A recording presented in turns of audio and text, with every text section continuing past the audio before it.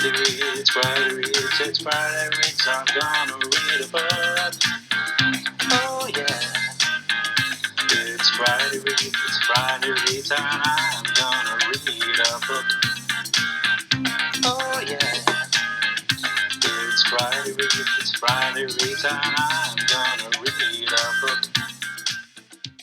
Hello, Book Jib. It's Louise, the Big-Haired Bookworm. Lovely to see you. Hope you're well. Hope you're having a good day wherever it is you are and whatever it is you're doing. Welcome back. Welcome back to Friday Reads. As my Friday Reads cat, Indy, quickly washes himself before leaving, I believe. Are you off? He's been lying on the bed all morning. It might be time for him to wander downstairs and see what food's out. I think that's where he's going. Is that where you're going? Are you going out? What?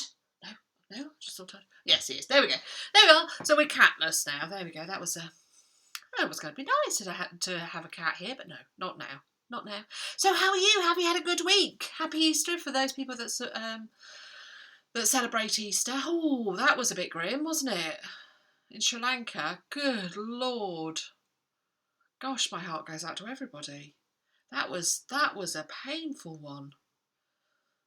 Yes, I wasn't going to talk about it because I thought, well, you know, I don't want to get it to be that every week I talk about the latest atrocity, but that was just... So my heart goes to everybody that was affected. My heart goes out to everybody that was affected by that, first of all.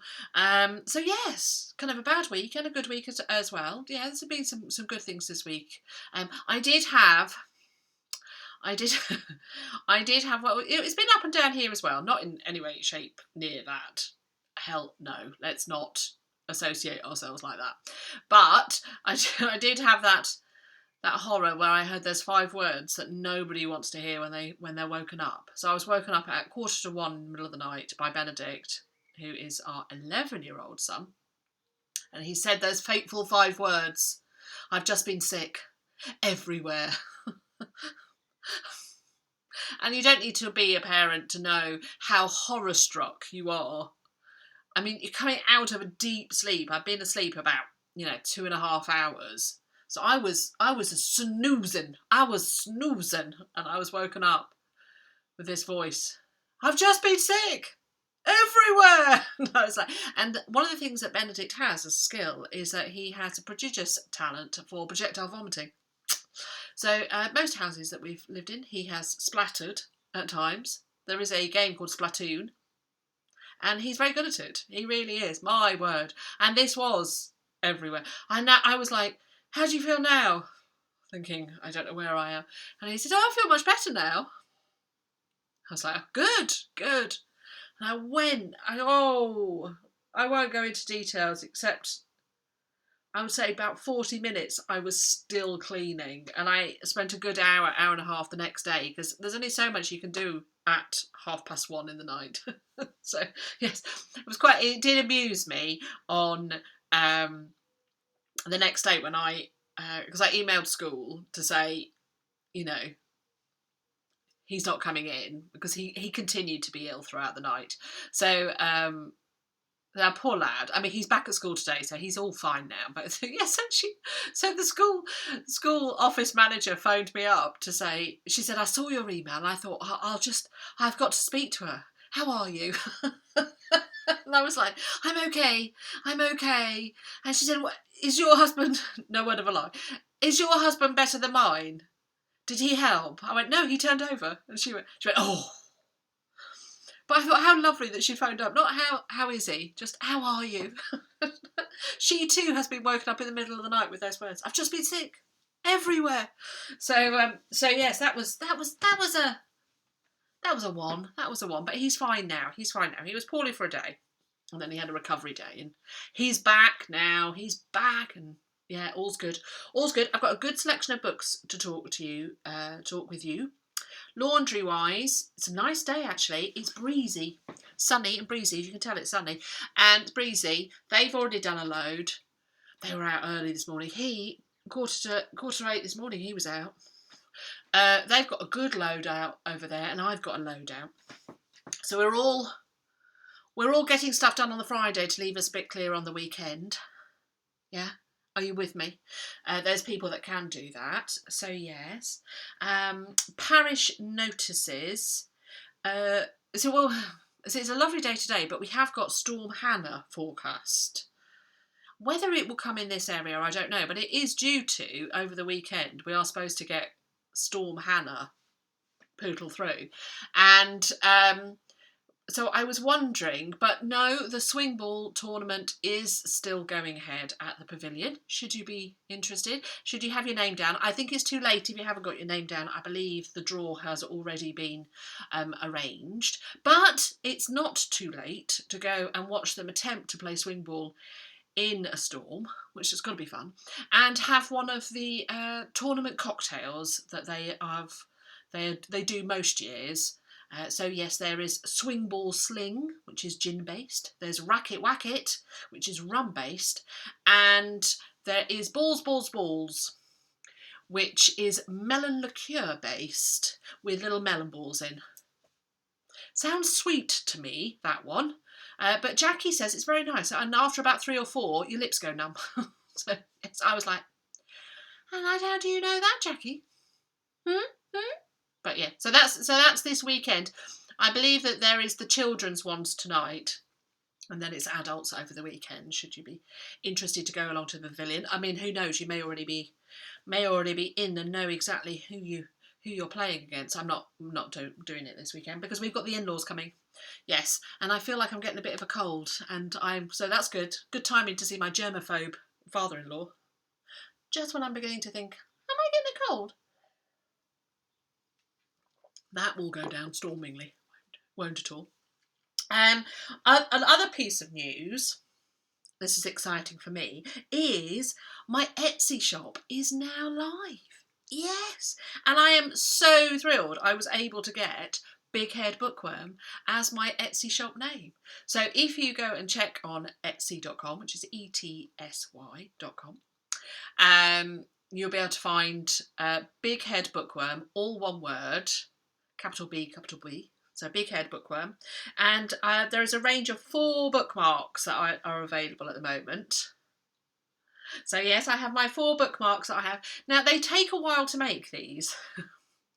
I kind of sit and do them, and I don't rush. I take my time. So there aren't that many. So there's only 4 designs. So there was only 3 designs and 4 up at the moment, and I hope to put some more up over the weekend. So I have 2, and yes, they're there. So they're there for you should you be interested in them. So I have 2 colours of Miss Marple. I have gold, and I have this turquoise, and then I have 1 beautiful green Poirot, and I have the burgundy Agatha, which is just Agatha Hart. So the colours, especially these 3, are very much 1920s, 1930s colours. So that's what I've been trying to go for, is trying to find colours that are very much of that period when she was really at her height of her fame, so 1930s, 40s, 50s.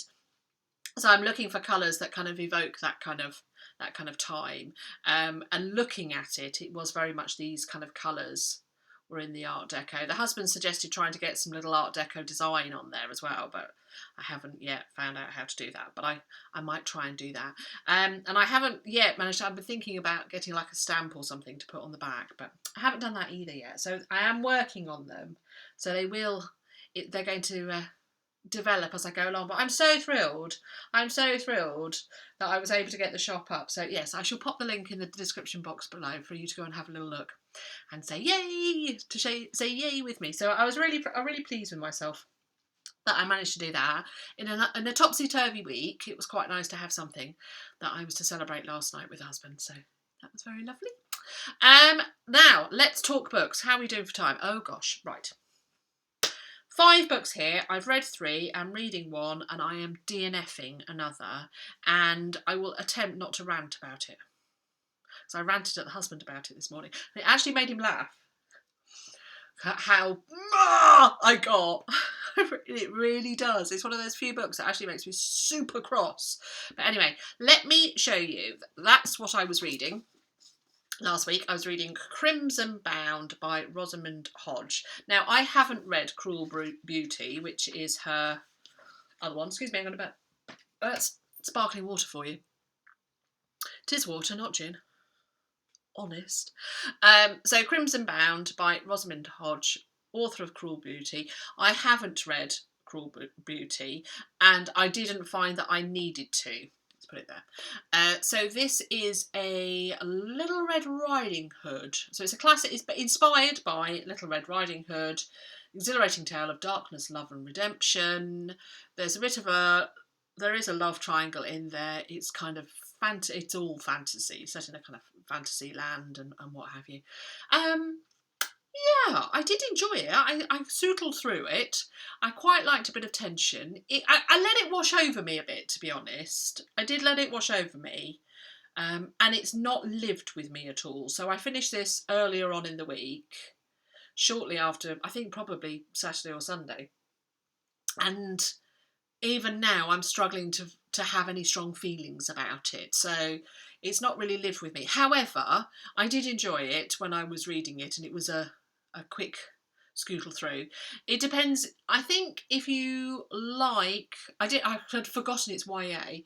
If you like YA fantasy with a kind of romantic element, very mild romantic element, then that might do you. If you're put off by fairy tale retellings, give it a wide berth, because it is very much, it doesn't have wolves in it, but it, has lots of other stuff. So yeah, it was fine.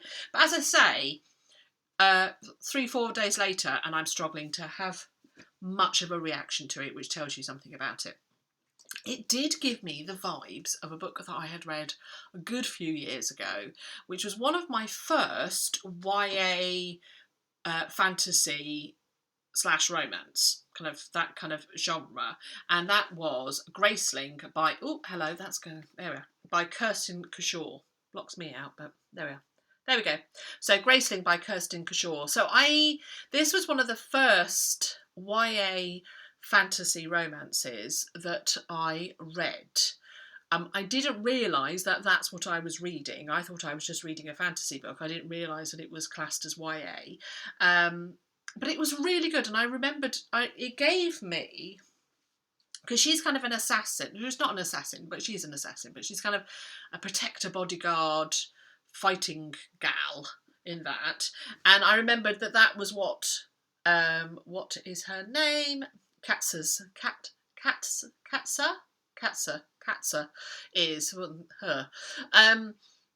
That's what she is, and I remembered enjoying this an awful lot more than I was enjoying Crimson Bound. So I decided to give this a go, and I did. I remembered why I enjoyed this so much. So if you haven't read this one, Kirsten Cashore's Graceling, it's the first book in the trilogy. The second book is Fire. The third book is Bitter Blue. I think it's easy to read it as a standalone and not worry about where the story goes. I enjoyed Fire, and Bitter Blue was okay, but Graceling was the best out of the three, I felt. So I recommend picking this up if you want a good YA fantasy with a strong female character and a good sense of world building, and you get a real good idea of the place. So I really enjoyed it, and as far as I can tell, she hasn't written any more in that kind of, apart from those three in that universe. Whether or not she will do, I hope so, because it was a very good world that she had built, and I'm sure there's lots of stories there that she could develop. I then picked up For Darkness Shows the Stars by Diana Peterfrund. I'm going to go with that. Yeah, so I quite liked the romance in that, so I thought, well, I'll go for a romance that I've got. I'd forgotten that this is YA. I seem to kind of let that go out of my head a little bit. I bought this as a persuasion retelling, and it is a fantasy / sci-fi. I would say sci-fi. Sci-fi? Yeah, sci-fi persuasion retelling, which is odd. It's set, I saw somebody say, oh, it's set in England. It's not set in England. It's set in a fantasy kind of New Zealand with all the different islands. And it is very much a persuasion retelling. Blah. It's difficult. It was always going to be very difficult for it to sing for me when I stop and think about it, because Persuasion by Jane Austen is one of my favourite books. And I think it's so beautifully taught, so beautifully... Oh, it's just so beautiful, I think is the words. Kind of made me lose my words, really. It's such a book that's close to my heart. I love the characters. I love the pacing. The romance is just beautiful. But more than that, it's the clear, insightful lampooning of the classes and the silliness of it and the kind of social restrictions. And it's just beautiful. It's such a mature book as well, that any retelling, if it isn't exceptional, is going to fall short, and so it did. I would agree with quite a few of the people that I have seen talk about this that said to begin with it's not bad, and actually say to begin with I was kind of like, actually this is going somewhere, but it really seems to lose steam halfway through. And it's odd because it's talking about slavery, as it really wants to talk about kind of slavery and aspects of slavery, which Persuasion doesn't. But it does. Persuasion is very class orientated, whereas it seemed to want to talk about slavery, and yet it didn't go deep enough into it for me. I wanted it, if it was going to tackle such a thing, it has to be bolder than what she was willing to do. And I think halfway through she really pulls it, and it kind of whiffs about a bit, to be honest. So although I did enjoy it and I happily read it, it left me feeling a bit kind of, oh, am I glad I've read this? I don't know. I wouldn't particularly recommend it, and I was surprised at that, especially if you're a Persuasion fan. I would hesitate towards going towards it because I'm not sure what you're going to get out of it. I don't think you are going to get any of the Persuasion feels that you would be looking for. If you don't like Persuasion, that would be quite interesting to see if somebody's read it and hasn't read Persuasion, and so isn't drawn to it for that reason. He's drawn to it for, oh, it sounds like an interesting romance, sci-fi romance, YA sci-fi romance. It'd be interesting to see what they think and how they view the slavery discussion, because I thought it was a bit poor. So that's it. So it's a bit of a that one, really. So that was a bit of a can't remember. This is I remember that. It was really good. I enjoyed it. Recommend that. This one was a bit of a That's how I felt about that. So, what am I currently reading? I am currently reading, I'm this far through it, In the Land of Giants by Max Adams. Journeys Through the Dark Ages. So I got this a year or two ago, and probably a year or two ago, and I can't remember why I bought it, except it is a kind of archaeological travelogue, and it's walking through landscapes looking for where the Dark Ages, which is kind of the Roman invasion to King Alfred, really, and a bit later than that. So kind of 300 AD till about kind of 1200 AD. That's when it's based on. And it's looking at kind of where in the landscape he can actually find bits that are still remaining from the Dark Ages. So it's churches or earthworks and that kind of stuff. And then looking at the kind of, in his walk, he kind of he kind of talks about teaches you, I suppose, or just just generally whiffles on about the Dark Ages and what we learn about Dark Ages, and it's a little bit of his history, and it's that kind of chalking travelogue nature. It's all the descriptions of the walks and where he's going, and it's so I went into it.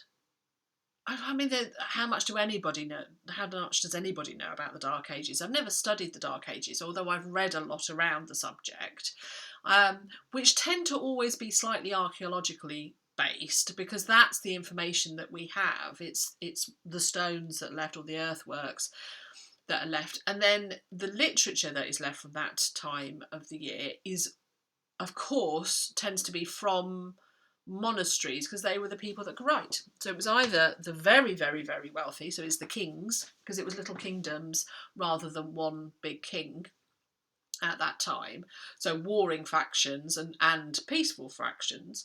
So it's kind of little, so they could possibly read, but otherwise it was the kind of religious orders that developed from the Romans bringing Christianity, and then Christianity coming, and that developing, and then the monasteries developing. Although there's talk in here that there may have been earlier settlements that were not Christian based, that may have, but they don't have any writing that survives. We don't know whether they wrote at that time, because we don't have anything that survived. What survives comes via the monasteries. So it's fine. It's fine. I'm picking and choosing the walks that I'm reading. So there are 8 journeys, 6 walks, 1 on a motorbike and 1 on a boat. And then there's another walk which is kind of interspersed through all of them, tying them all together along Hadrian's Wall. And I'm picking and choosing, partly because if it's an area I know and that I can visualise and that I've been to, I'm finding it a lot easier. So I read a lot about when he was up in, I've completely forgotten where it was now. It's up in Scotland, but it's by Iona and Bude. That's right. So it's all the way up there. On the Western Isles of Scotland, and I've never been there. And although I can visualise it from seeing it on the television, how he was talking about it was actually quite hard for me to picture it, and I struggled with it. So he's now talking about, I'm now reading one where he's talking about Dorset and Somerset, which I know really quite well, and he's walking down roads that actually I have walked down. He's been to places where I have been, and he talks about getting lost into Dorset Green Lanes, and I've got lost in the Dorset Green Lanes, so that was quite fascinating. I'm sure he's a charming chap, but I'm not loving him. He is a little bit dull and a little bit pompous, and he seems to have this real thing that people find a bloke just walking along a bit unusual and are a bit wary of him. So a chap that's scruffily dressed with something walking along, that people aren't automatically warm towards him, especially women. Really, Max? Really? Do we need to sit down and have a chat as to what happens? So that was he's a bit peeved by that.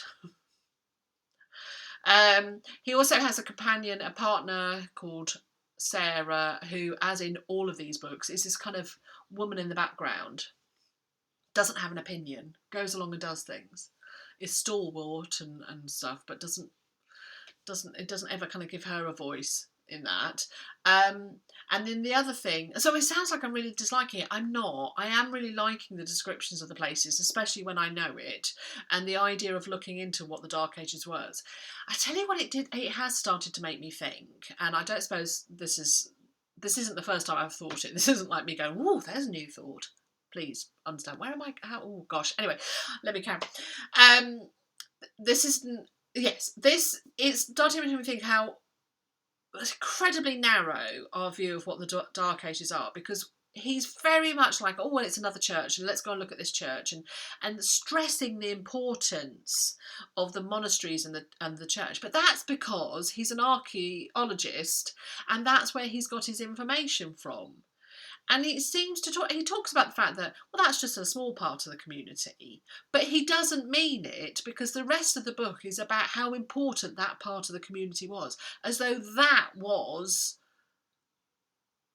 he seemed to discount just everybody else, because we don't know how they lived and died and raised their children and their hopes and their dreams and their passions, and because we don't have any kind of written stuff from them, it's like they're not important and we shouldn't acknowledge them.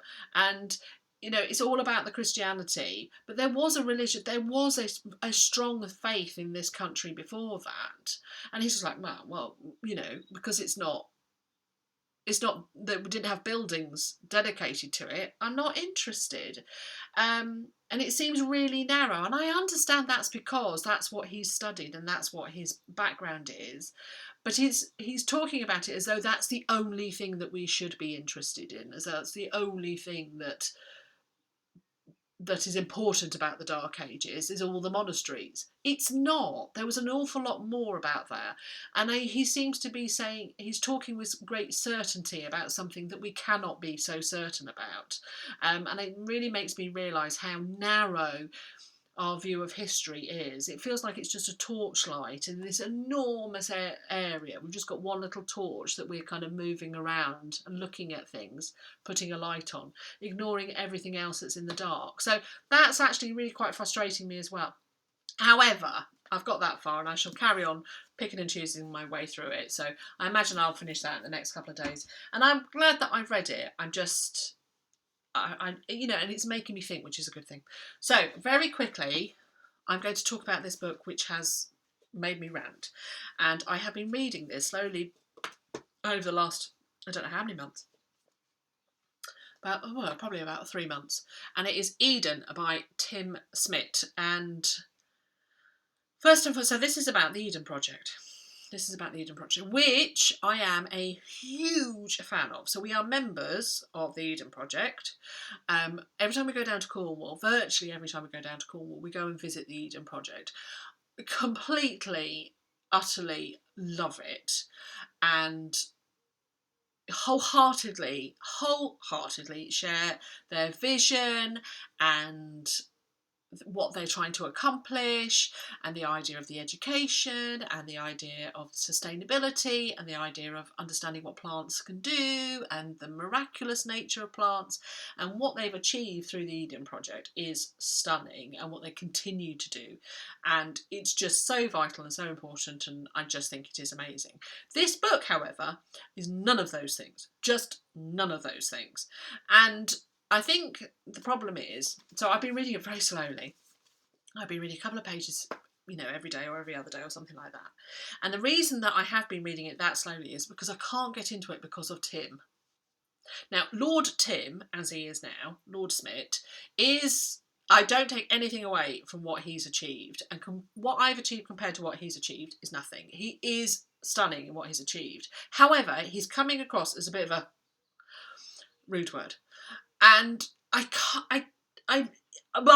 can't even begin to tell you how angry he makes me, and how angry this book makes me, because it could be phenomenal. It could be phenomenal. It seems to me that it's two different books. There is the book where he wants to talk about all the people that have been involved in it, all the people that supported his idea, all the chaps, basically. Here we go. All the chaps that have supported the idea.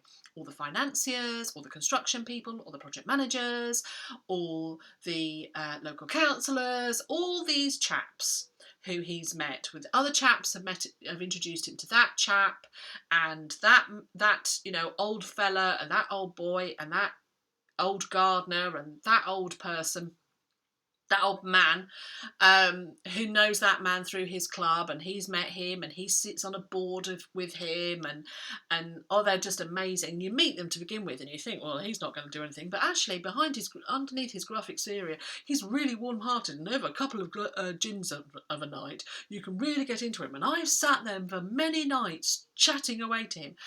And there are all these people that were involved with it at the beginning. I'm 100 pages in. I'm going to give it up because it just makes me so angry. So there are all these people that were part of the beginning bit. So they were part of the kind of the emergence of the idea of doing something out of the Lost Gardens of Helligan, because they did the Lost Gardens of Helligan, and then the Eden Project came out of that, and it's phenomenal. The idea behind it is phenomenal. I think, because I can't find it in here, because it is a litany of all the blokes that he spoke to, all the chaps that he spoke to in their clubs, and then they went touring, going to talk to other chaps that they knew, or just a litany of all these fabulous chaps that they met. An occasional woman, but you see, the thing is, she's all right because she's a bit bolshy. She's a bit of a lad. She's a bit of a bloke, really. So she was fine. And the bit that really got me, that really got me today, that just made me absolutely, and that I went downstairs and the husband just was laughing by the time I finished with it, because it was the fact that he was talking about this woman, and he said, she was really good, and we kind of looked at, we thought she was great because she was a bit like a mother hen. I'm not saying that to put her down. So the one female aspect that he has acknowledged, that a woman has, that she's a bit like a mother hen, i.e. caring, nurturing, understanding, empathic, any of those things, he's not putting her down because he's mentioning those. No, he's not saying that she's a bad person because of that. No, he's saying she's all right despite of those things. Now, it may be that I'm mischaracterising some of it, but literally, after 100 pages of this, I was like, I'm going to go mad. And I'm sure that if I was to meet Lord Smith, I wouldn't say any of these things for him, because he would be a charming man, be a lovely chap, and... well, I would never meet him because he'd be too busy talking to all the lords and the sirs and the directors and the trustees. He wouldn't talk to somebody like me. I can't believe that he ever would, because that's not where he lives in. That's not the world that he lives in. So there is one book that is about that, and then there's another book which is about the ideology of the Eden Project and the kind of trying to get people to understand that. That's the book I want to read, and yet it's kind of little bits of it hit in here. There's also no pacing and no sense of a structure. There is, there's a narrative, but there's no seem to be realisation that he is still telling a story. He is still a storyteller. It may be non-fiction, but there still is a story, so there has to be something that you go with. But there isn't. It's just... I've been so disappointed with this, and I think that's part of it. I mean, it's saying that he's a truly driven individual and he's a visionary, and he is for what he's achieved.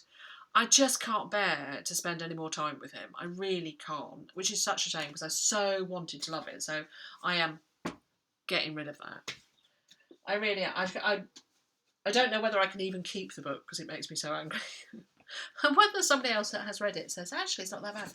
And I wondered if it was just me. And I said to the husband, is this just me? And he said, no. He said, I've been trying to read it and I've been getting little bits of it and I've been trying to tease out the stuff about the Eden Project, the actual, the kind of the difficulties of doing it, or the ideology, or the kind of the theories behind it, or the kind of passion behind it. I've been trying to tease all of that out.